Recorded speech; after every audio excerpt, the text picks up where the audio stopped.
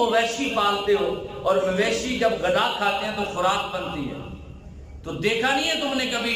کہ گوبر الگ چلا جاتا ہے، خون الگ چلا جاتا ہے، اور ان دونوں کے درمیان سے ایک سفید رنگ کا مشروب تمہیں دیتا ہوں، نہ گوبر کی بو اس میں ہوتی ہے، نہ خون کی سرخی اس میں نظر آ رہی ہوتی۔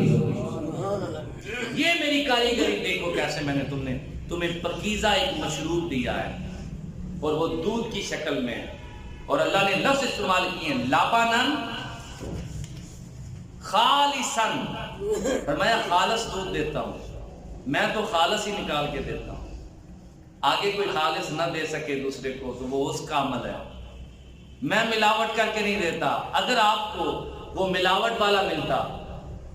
ایون بعد روٹی اندر مجھ پانی زیادہ پی گئی سی، مجھ نہیں پانی زیادہ پی گئی، ہمارے عمل خراب ہے، بہانے اس طرح کے لگائیں گے کہ یعنی لوگوں کو دھوکہ دینے کی کوشش کر رہے ہیں۔ نبی پاک صلی اللہ علیہ وسلم فرمایا جو ملاوٹ کرتا ہے وہ ہم میں سے نہیں۔ سمپل سی اور سیدھی سی بات، اسٹریٹ فارورڈ بات ہے،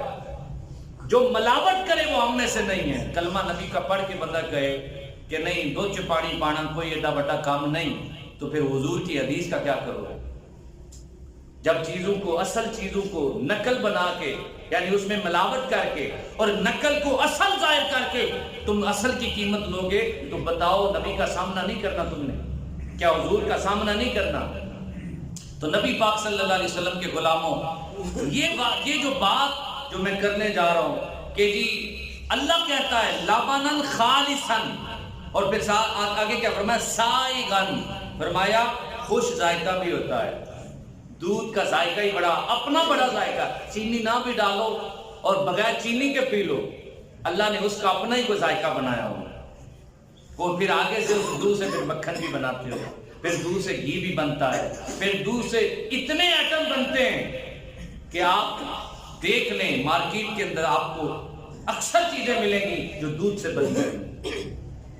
تو یہ کاریگری اللہ تعالیٰ اگر ایک جانور کے اندر یہ خوبصورتی، اور ہمارے لیے یہ نشانیاں کیوں بنائیں؟ تاکہ بندیا